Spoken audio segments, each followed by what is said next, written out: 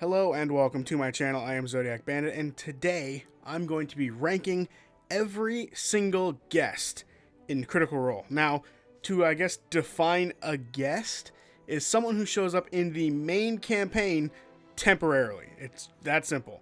They are a guest if they show up in one of the main campaigns temporarily. And some people might be like, well, then that means the downfall characters could be considered guests, but I would say they're more so considered characters in their own mini-series, as I feel a lot of people would, classify that as some sort of EXU sort of spin-off thing. So they're not on the list. But there are 27 other characters on the list, so we're going to be ranking every single one of them from, bottom to top. Before I get started, I do want to make one thing clear. This is my list. Your list is likely going to look very different from mine. This is my list. Some characters are up high because they're joke characters, they're emotional characters, they're characters I just like in general for something they did, and some characters at the bottom because I find them very unmemorable, or I guess not memorable at all, or different other reasons. And if you like a character that's at the bottom of the list, I get it. If you personally really like that character because you identify with them or you think they're memorable or something like that, I get it. I don't hate you for that, and I hope you don't hate me for putting them at the bottom of the list. So if yours ends up lower, my apologies. But this is my list, and I'm going to rank it how I want to. Also, spoilers before we get into anything. Potential spoilers. Just spoilers. Giving a buffer for spoilers. Spoilers. For Critical Role. Spoilers. At number 27, 26, and 25 all combined into one because they're all relatively the same. That is Lyra, Lilith, and Thorber. These characters, to me, are all extremely forgettable. These are characters that were in the Slayer's Take episodes of Campaign 1, and I could tell you literally nothing about any of them until I had to look them up for this video. And realistically, not much needs to be said. That is why they're at the bottom of the list. For me, they are extraordinarily forgettable, and me having to do research to remember what they did isn't a great sign for them. Now, some people might argue Thorber is extremely memorable because of the dice curse that Will Wheaton holds. Well, let me tell you something. That has nothing to do with the character, and exclusively something to do with Will Wheaton. Whatever god he pissed off has nothing to do with his character. Because every character ends up with that dice curse. It's not just him. So realistically, nothing all that memorable about these characters. They're all at the bottom of the list. However you want to order them in this section here. I have it Lyra, Lilith, Thorber because of that dice curse. It does give him something, but bottom of the list material in my opinion for these characters. Not to mention, these feel like the most Geek and Sundry inserts of all time. Out of all of the Geek and Sundry inserts that were in the early two campaigns. But, these ones didn't bring anything memorable, at least in my opinion. And at number 24, we have Kaliana, a character who is almost in the exact same boat as the three before them. However, I remember them vaguely. I remember her and her backstory to be a lot more interesting than the people in the Slayer's Take. But what she did in the campaign, I don't recall all that much. I like her backstory about how she's being hunted for her draconic bloodline and her draconic sorcery bloodline stuff. But that's about it for this character outside of, them being connected to campaign 2. Realistically, not a super memorable character. I think this is one of the first guest cross-gender characters. But I don't think that's enough to really call them a super memorable character. And I don't even think it's one of the first. I think Shale is actually the first one to do that. So I was wrong on that part. So realistically, nothing all that interesting here. I do think the backstory could have been something more if the character ever had come back. But unfortunately, she never did.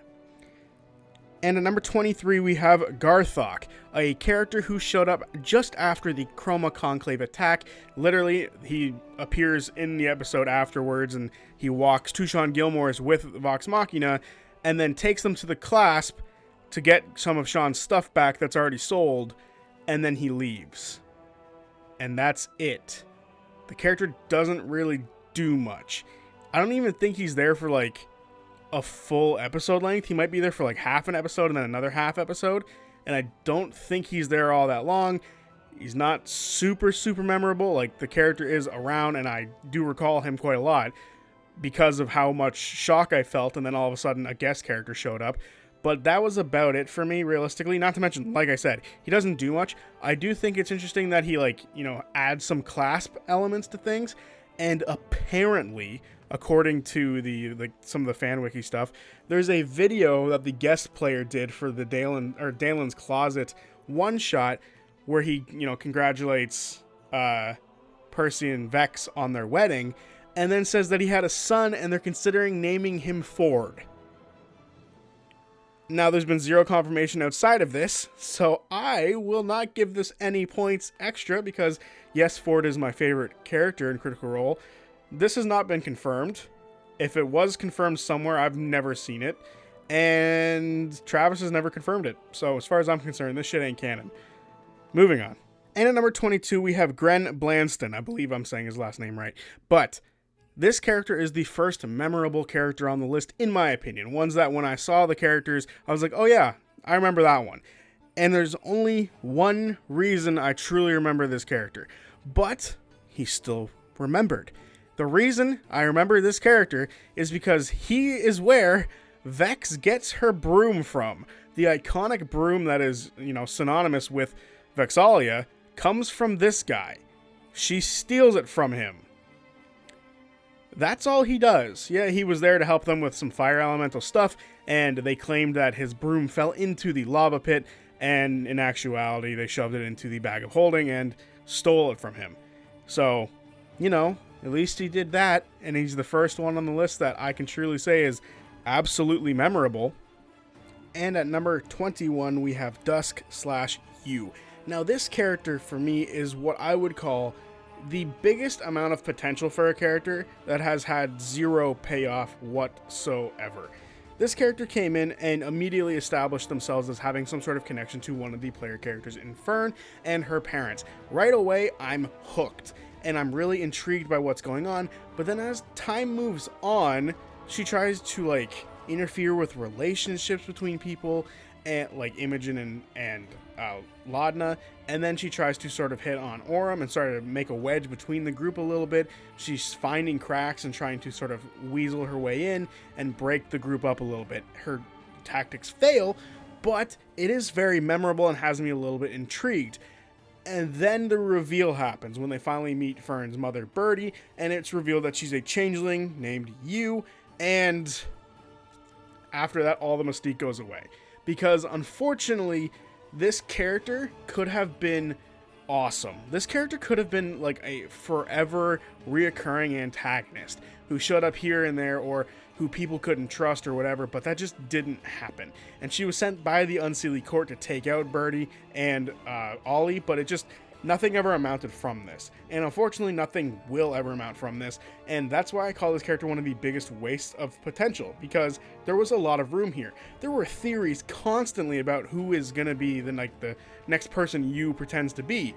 And, you know, tons and tons and tons of that was happening. Almost every single video where I made some sort of theory about a guest character showing up or a big return character happening or something like that, somebody would always comment, imagine if it was You. And it just never happened.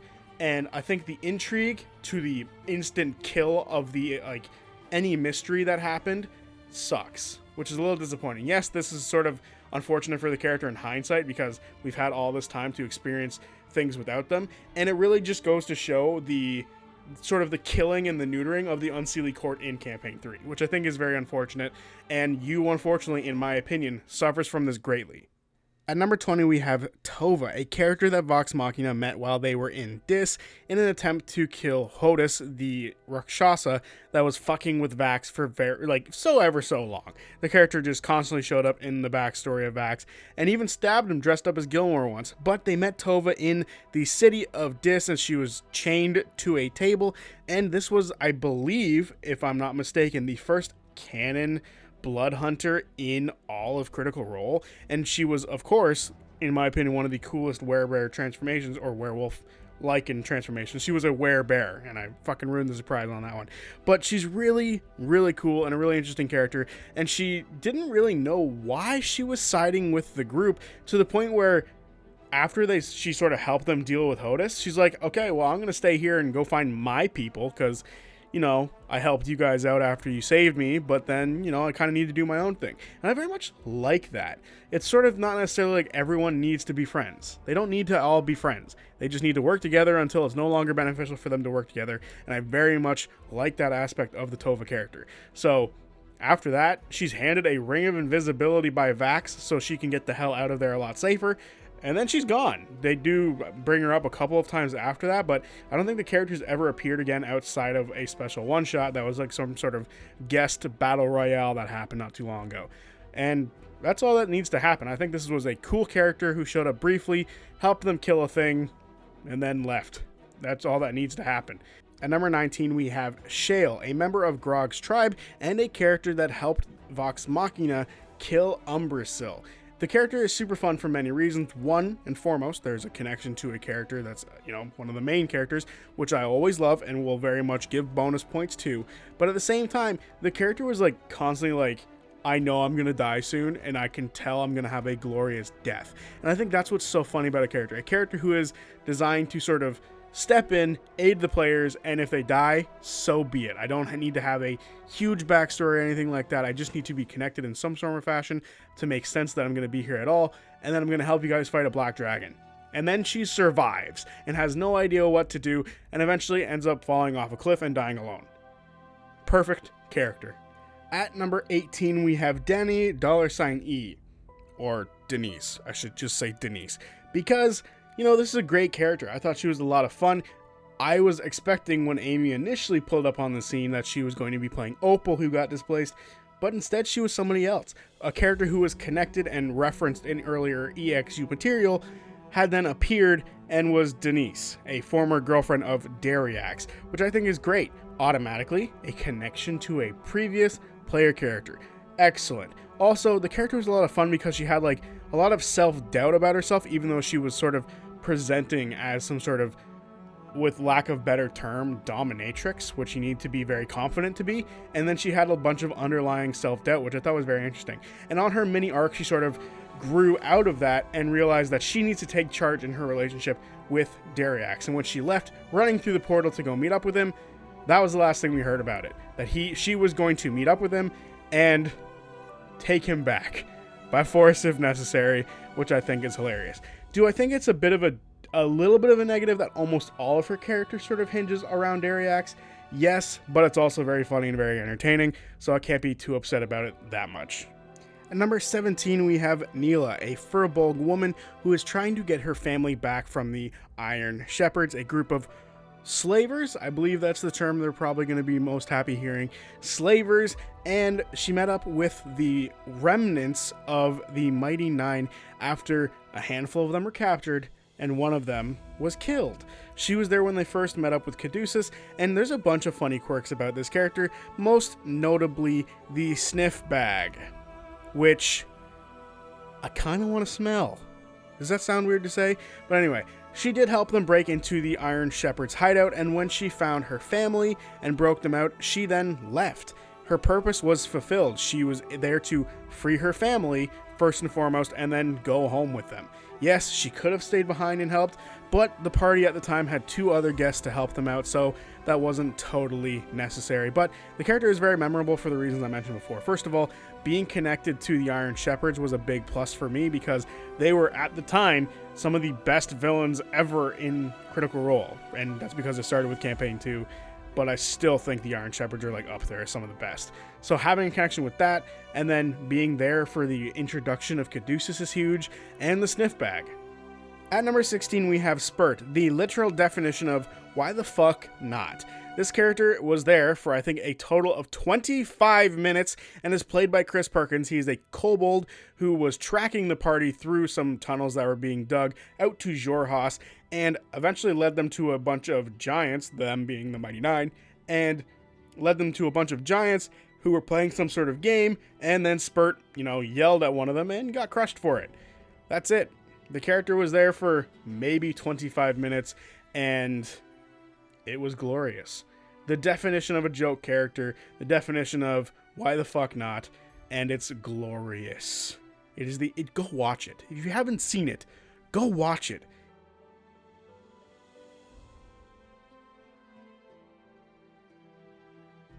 And at number 15, we have Shikasta. I'm going to get fucking crucified for this one, being so low.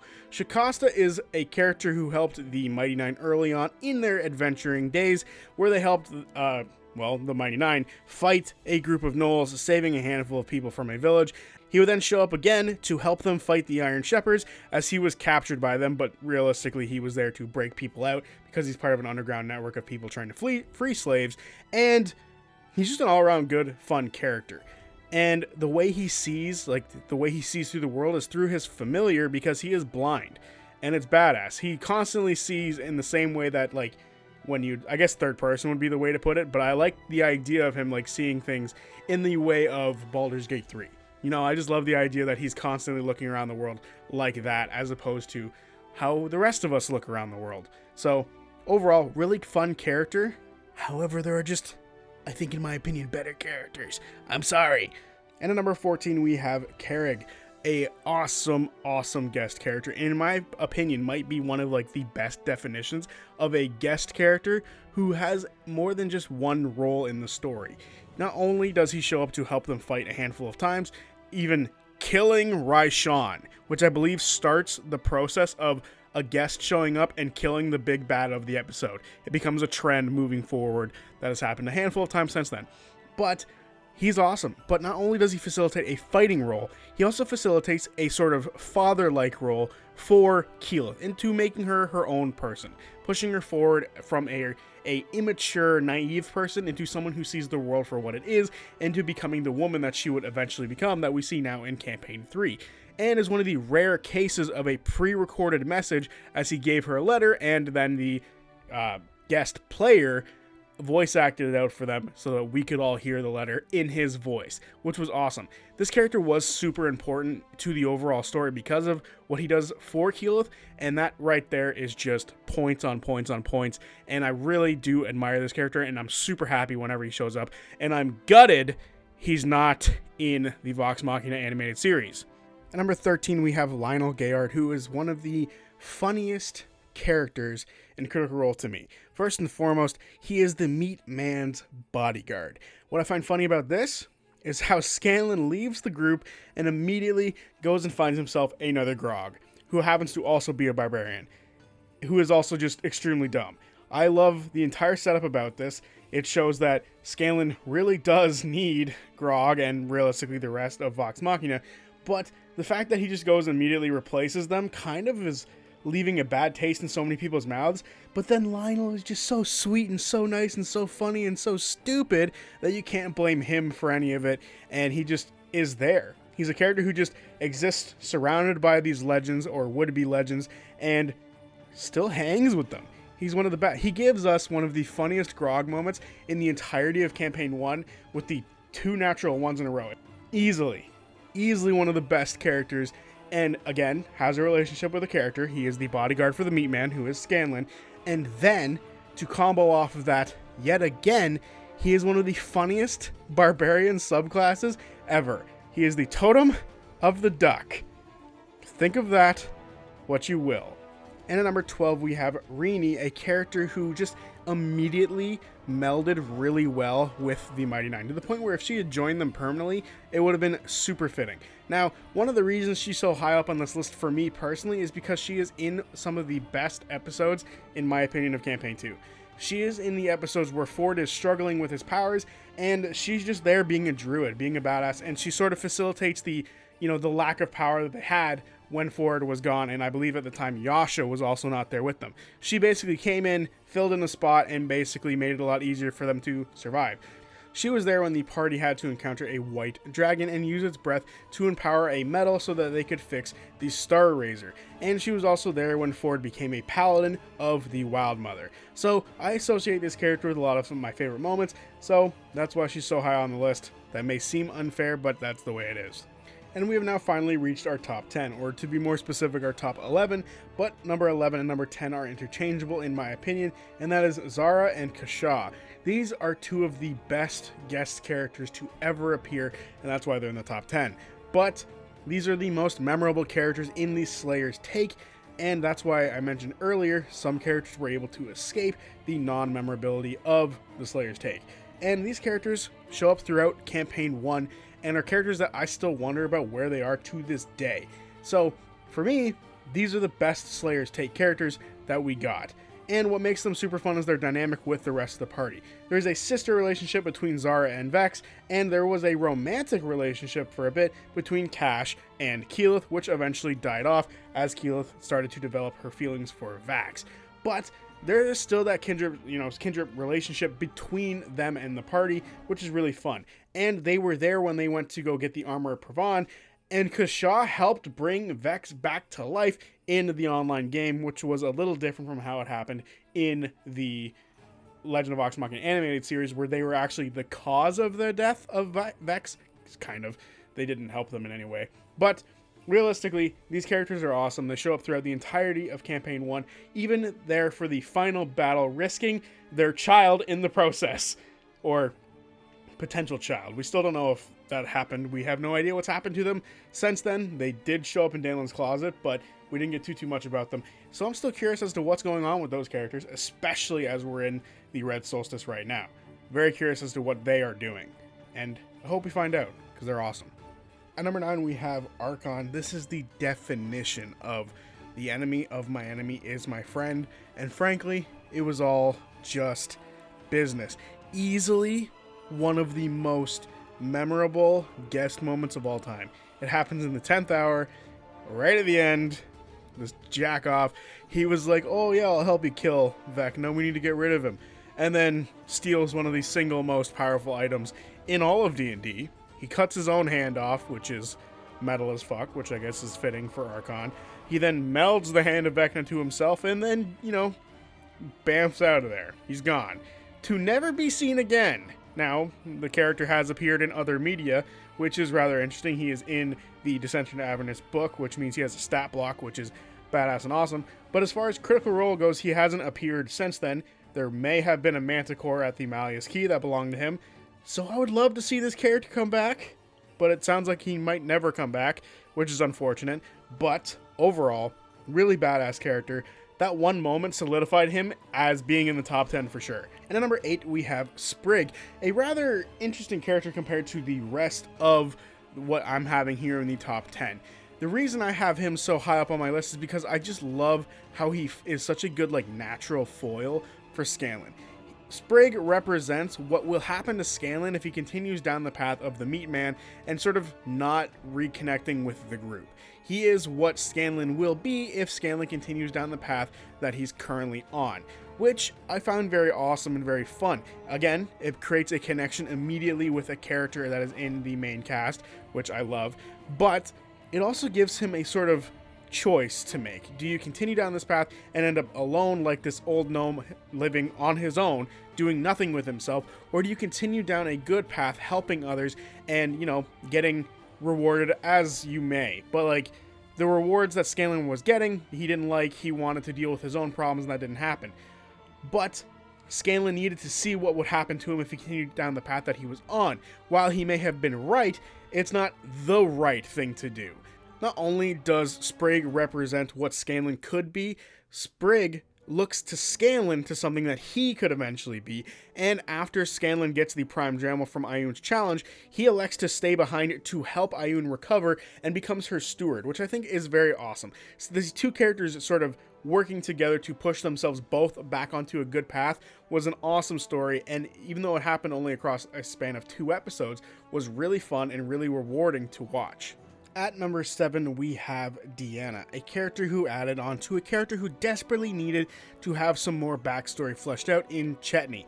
But not only did she sort of add to the Chetney lore, which half of us thought was fake but turns out to be real, but she also sort of showed us around Uthadurn more, which was awesome. Another look at Uthadurn, one of the most interesting and complex cities in all of Critical Role, which I think is awesome. But she also showed us, at a time where we desperately needed to see it, a stronger connection to the gods than any of the other characters had up to this point, right? FCG did have their connection with the Changebringer, but Deanna's with the Dawnfather was so powerful because she was literally resurrected by him, and this was absolutely necessary for us to see because it also showed us what someone would look like in turmoil when their god isn't necessarily giving them everything that they did before. Deanna represents a character who is affected by the solstice more than anyone because her patron literally wasn't able to donate the strength that he normally would to her. We got to see a direct consequence to what was happening and to the gods sort of pulling back from Exandria a bit. And is honestly one of the strongest arguments for why they need the gods around, because a lot of people rely on them, including her. And we got to see that turmoil between them and a sort of rocky relationship beginning to start through that. Not to mention this character is still doing stuff in the background, which is really cool, hopefully setting up a reappearance for her down the line. And at number 6, we have Frida, one of the most fascinating characters to show up in all of Critical Role. First and foremost, there was a connection that they had prior with Deanna, but technically they also had a connection with FCG and forged a stronger one with them. And with that, they were able to reveal the true name of FCG of Faithful Caregiver, which is awesome. And easily one of the most beautiful moments in all of Campaign 3, and potentially even Critical Role as a whole. But to combo with that, anytime a character is able to add to the lore of Eor, that is an automatic win in my book, and easily puts you within the top 10 of any sort of list we're going to be talking about, because obviously Eor is awesome, and to be able to add to it is great. This character is still active, just like Deanna. They're in Vasselheim looking at books for some reason still. We have no idea where they are and what they're doing, but I would love to see them show back up, especially because there is still a looming question hanging over top of them. Are they a werewolf now? A werebot wolf. A were-atama wolf. I like that one the most. At number 5, I have Prism, who is a character I absolutely just adore. Going from the Shadow Realm into the Cobalt Soul is a really interesting sort of path for a character to take, and to sort of become a wizard in this area, and to be locked away behind the doors, to not be allowed to sort of practice your magic, and be at such a level to where you can compete with people who've been doing things for months at this point. Months is a crazy thing to say, but that's how quickly games progress, where the main cast were doing things for months and she showed up and was on the same level.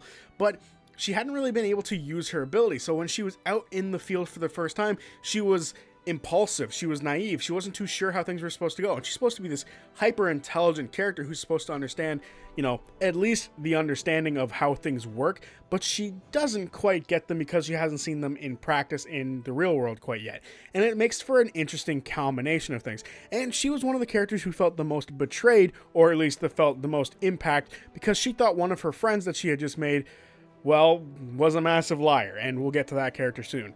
But it is very interesting to see how this character sort of develops as time moved forward.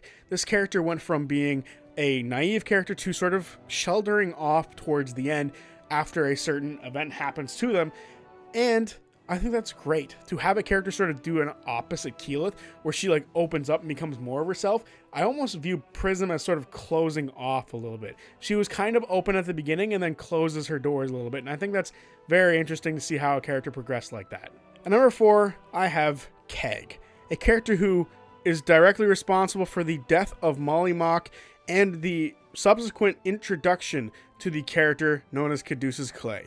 The greatest change a party would ever receive, and it would push them in the direction of greatness, of being mighty, if you will. I will forever love the character Keg, not because I wanted Molly Mock to die, but because Caduceus was necessary for the group, and she directly led into Caduceus being introduced. She is the reason the party felt like they could handle the Iron Shepherds, even though she was well aware of the strength that she was leading them into, and the straight up just viciousness that the Iron Shepherds were willing to use to kill people, specifically Lorenzo, and how far he was willing to go to sort of prove a point to Keg they are not to be fucked with. And the ambush attempt that happened failed, and it could have been prevented if she had done something sooner or said a little more. And this mistake led to her sort of feeling the need to help them out, saving the rest of the party in more ways than one. Like I've already mentioned, she brought in Caduceus because of this event, but she also physically went in and saved the remainder of the party who was kidnapped by Lorenzo and the rest of the Iron Shepherds. This character will forever live on in infamy for so many fans of Critical Role and Molly Mock, but for me, her position is strongly at number 4 because of the impact this character has on the campaign through the introduction of Caduceus Clay. And at number 3, I have Twiggy. One of the most sleeper characters of all time. People sleep on Twiggy. And the reason that she is so high on my list is because she introduces my single favorite magical item to ever exist in almost any form of media. The Keyblade is the only thing that beats it in my opinion, but she introduces the Folding Halls of Halas, the Happy Time Fun Ball, and is quite simply the greatest thing ever. There could be an entire campaign based around this fucking ball, and she's the reason it's in Critical Role altogether. She wasn't supposed to leave that behind. She just did. She left it behind for them. Not only does she give us the Happy Time Fun Ball, as I lovingly refer to it, but she also, after everyone had fled from the battle because they thought they were screwed by the fucking blue dragon inside, she then goes on to kill that motherfucking blue dragon, making sure that the next time the Mighty Nine go through to use it, they'll be safe. I fucking love Twiggy. She's awesome. The Happy Time Fun Ball is awesome. I just love everything that she was able to introduce to the campaign through this goddamn ball.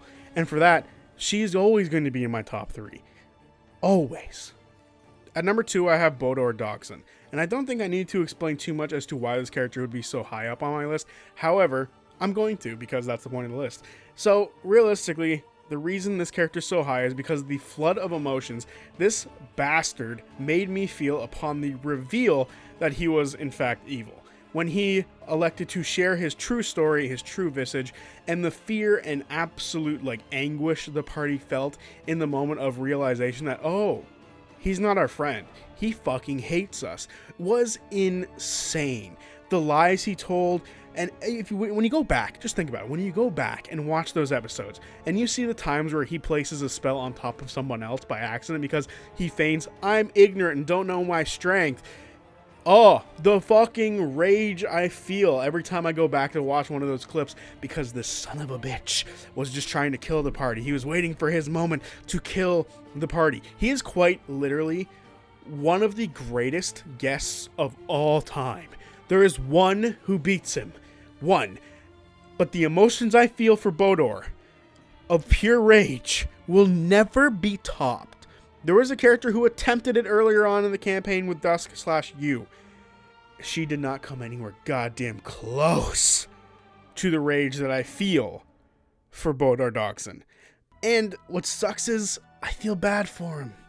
He made me feel bad for him. Because it's so understandable as to why he would hate people like the Bell's Hells, to why he would hate the gods. He feels abandoned, and then he got sort of manipulated by the Ruby Vanguard, and then the people of the Ruby Vanguard became his friends, and then the Bell's Hells killed a bunch of the people in the Ruby Vanguard. So it makes 100% sense that he would fucking despise these people. His story is so excellent, and now he's dead, absorbed by Laudna. There was no doubt when I started making this list that this character was number 2. Bodor is, simply put, one of my favorite guests of all time. And if it wasn't for number 1, he would probably be my favorite guest for the emotion he makes me feel.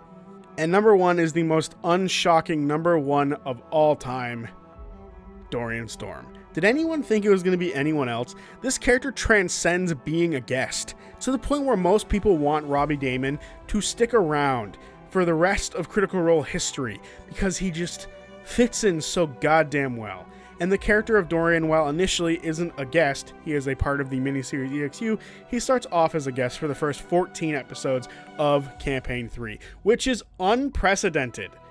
It's amazing. And the story that this character's been able to craft of sort of not sure where they want to be and having to sort of leave this group that they definitely know that they want to fit in with, to sort of deal with stuff that their brother has to deal with and that they have to deal with themselves, to getting their brother killed in combat, to then returning back to their friends, all the while throughout this period of time where they weren't sure what they were doing with themselves, getting messages from the person that they love, hearing that they're going through a bunch of shit of their own, and then having to eventually reconnect with them was awesome. And now that he's back, it just fits so well. He is so part of the Bell's Hells that it's not even funny.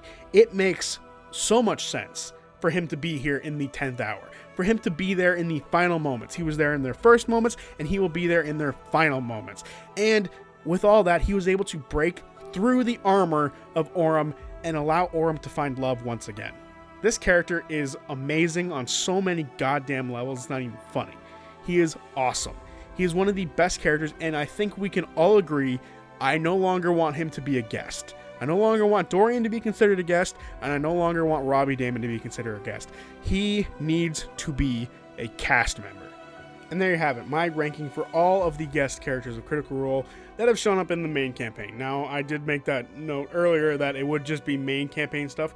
There are technically other guests that show up for like specials and one-shots and shit, but these are the official guest characters for the campaigns. So, let me know what you think. Do you agree? Do you disagree? Let me know your list of the 27 in this video. I'm curious to see what you all have to say, and I'm curious to read your list because, frankly, I think that's a lot of fun. I love making lists, and I don't get to do it very often, but when I do, I enjoy doing it.